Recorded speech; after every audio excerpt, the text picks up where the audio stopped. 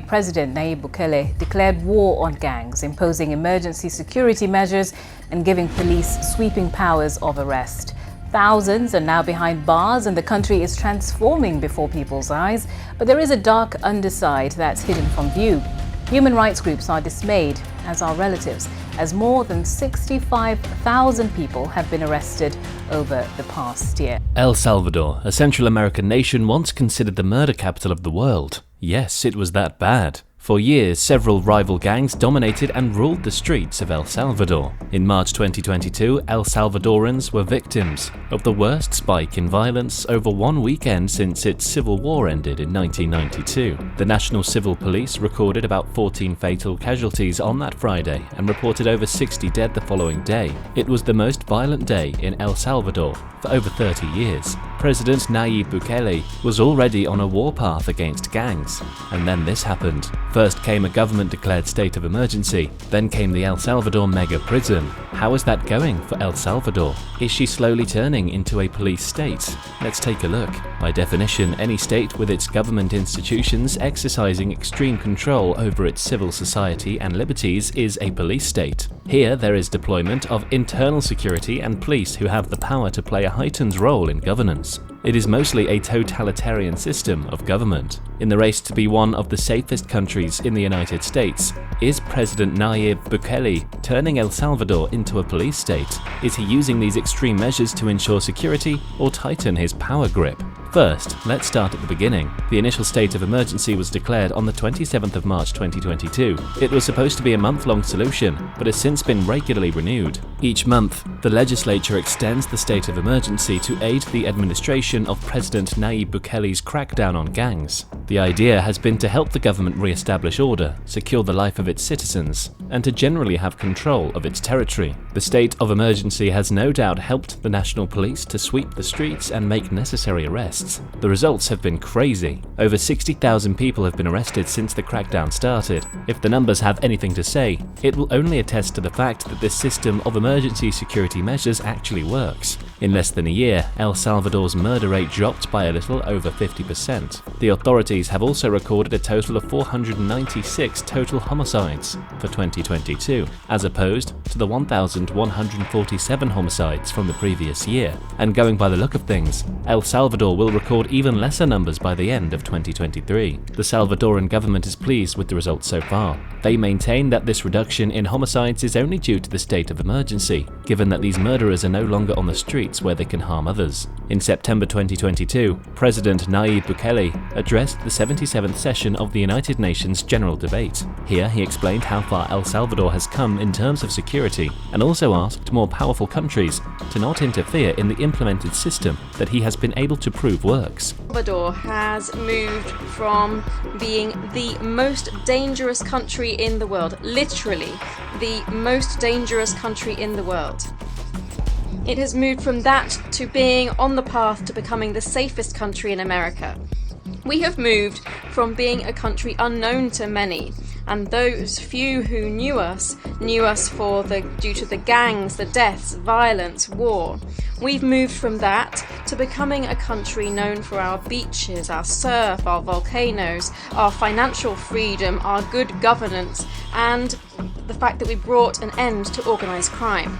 At this point, we have to mention that the history of gangs that has plagued El Salvador can actually be traced back to the United States. After the Salvadoran Civil War, many people fled to the United States and ended up settling in impoverished communities that were home to a lot of African, American, and Mexican gangs. The Salvadorans who migrated and found themselves in this less than secure situation had to band together to protect themselves. This led to the creation of the Central American gangs like MS-13 and the 18th Street Gang. Eventually, these gangs moved back to their countries of origin and have since evolved into the powerful syndicates they are today. These gangs are organized, have a strict hierarchy, and establish a level of family identity for themselves, which is usually why they easily attract young members every year. For over 30 years, these transnational gangs had asserted control over millions of Salvadorans. They've kidnapped, killed, and extorted millions of people, and have done so without facing any real consequences. In El Salvador, they used to be very violent and did anything to assert territorial dominance. With time, they only grew so powerful that the past governments had turned to them to help mitigate the problem of gang violence.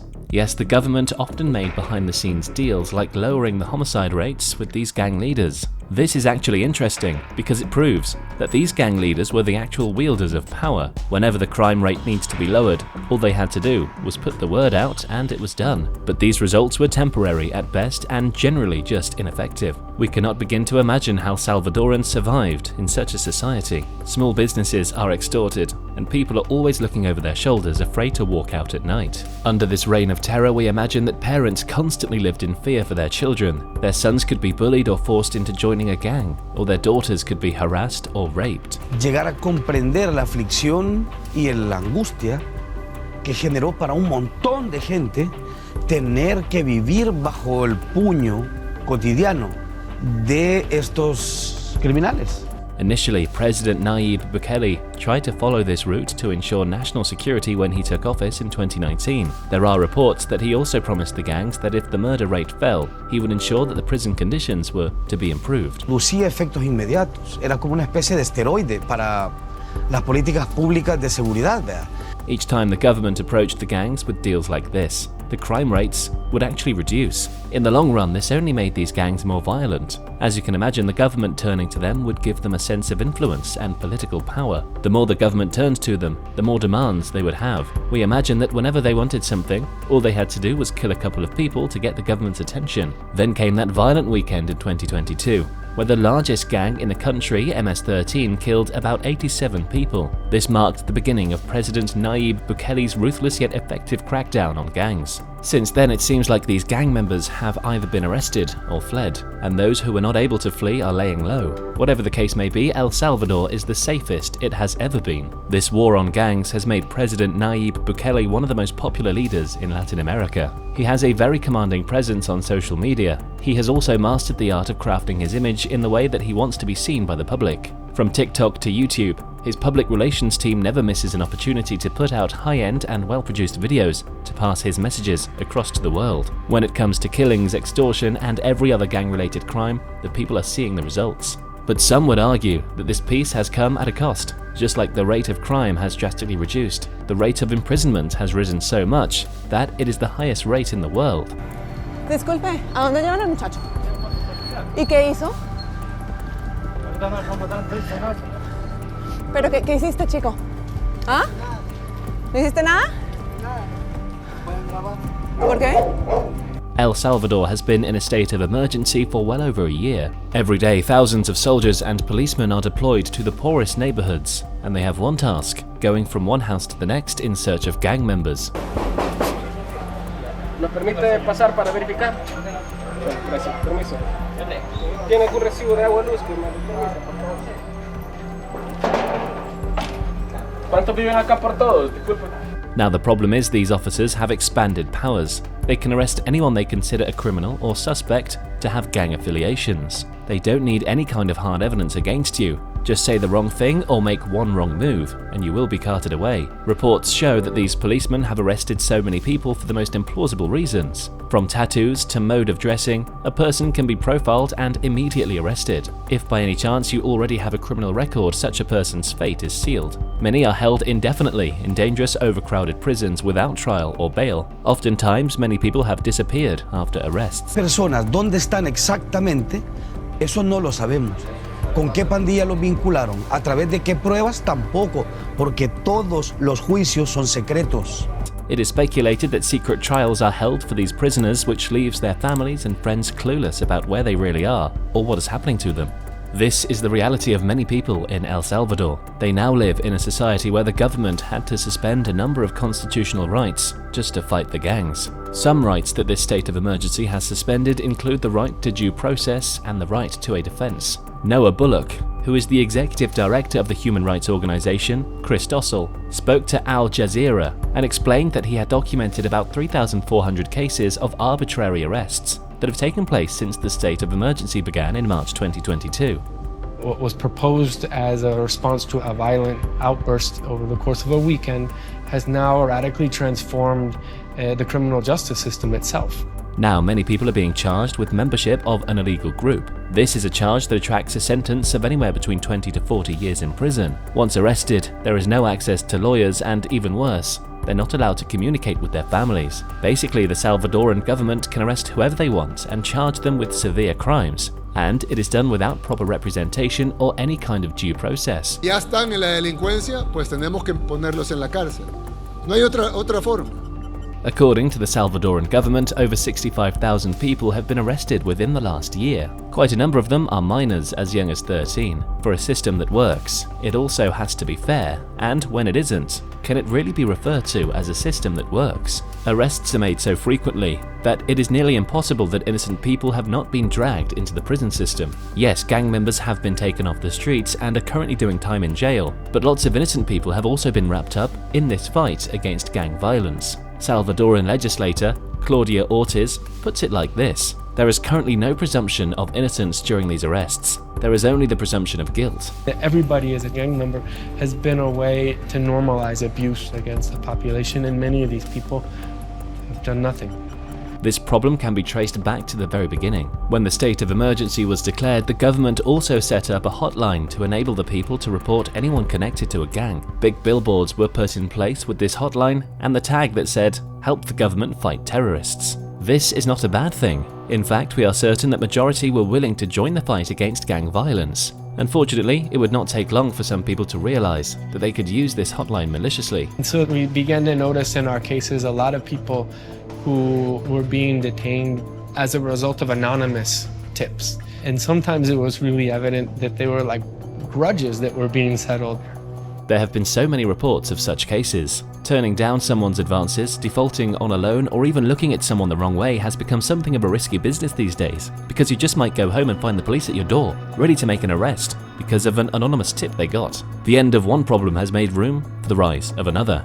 People live in fear of being reported by neighbors or anyone who have the littlest disagreement with you. You know this is a whole new situation when you receive text messages warning you to pay up if you do not want to get reported to the police. This is Gabriel Urrutia, and he has been searching for information about his wife and stepdaughter since they were arrested as part of the country's crackdown on gangs. He explained that his stepdaughter Fatima had turned down some guy who had been harassing her sometime before the state of emergency. He was reportedly a gang member, and Fatima had gone as far as filing a report against him. Denuncia que le hizo ella.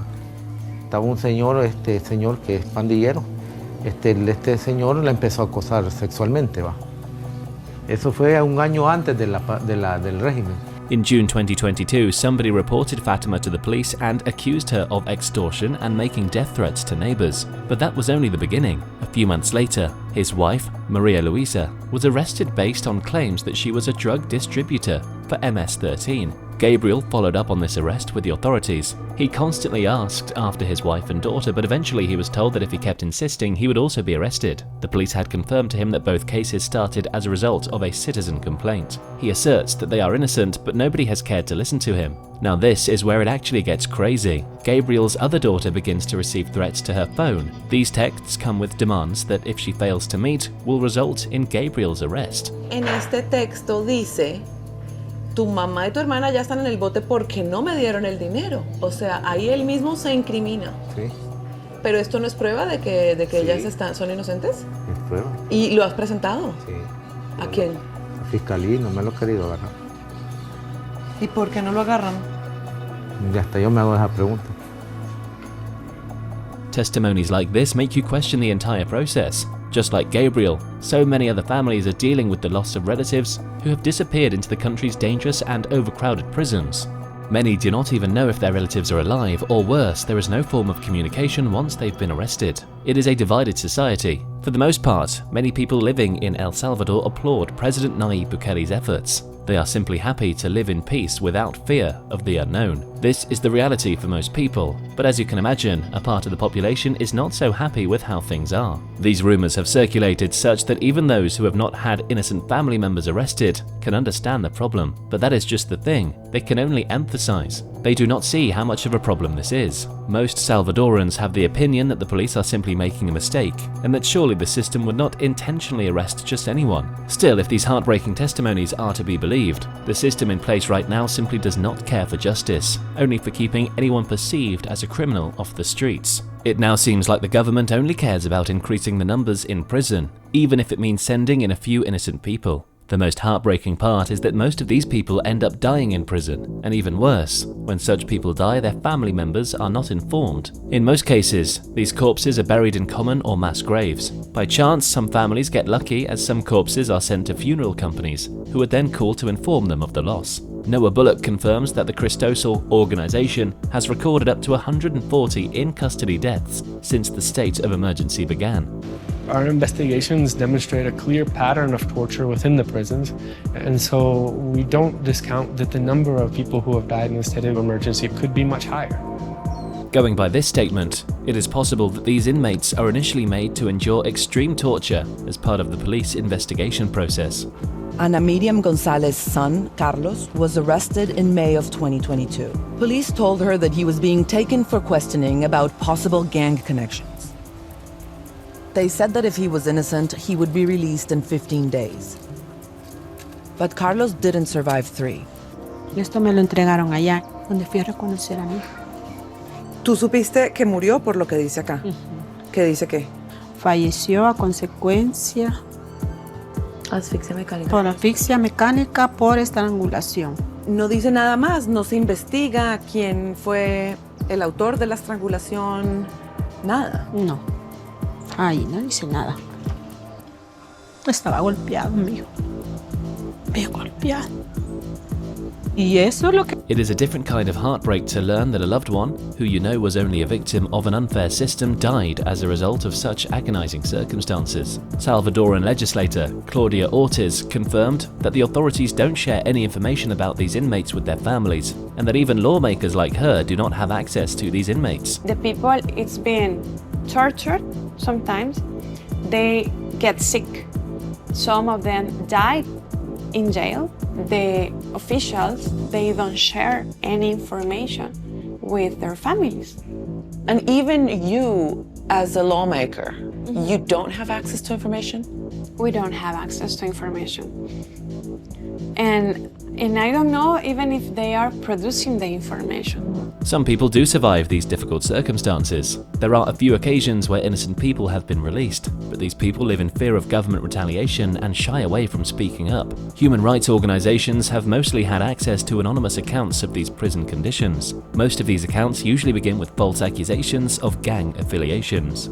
Apparently, these people are rounded up and initially told that they would be released in 15 days if they are found innocent. Remember that they would not have access to legal representation, so being found innocent of the allegations made against them is usually something of a miracle. Most times, the 15 days turns out to be months, and they spend these months in jail without any hope of a trial. Asphyxiation and internal bleeding from constant beatings are common ways people die in Salvadoran prisons. The center for this confinement is of course the new mega prison that is already said to hold 40,000 people. Anyone that makes it there is said to never make it out alive, innocent or not. The question now is, what has the government said about these cases of death and torture of inmates? There seems to be a pattern of people who have been killed while they're in custody of the state and no interest on the part of the investigative authorities to discover why.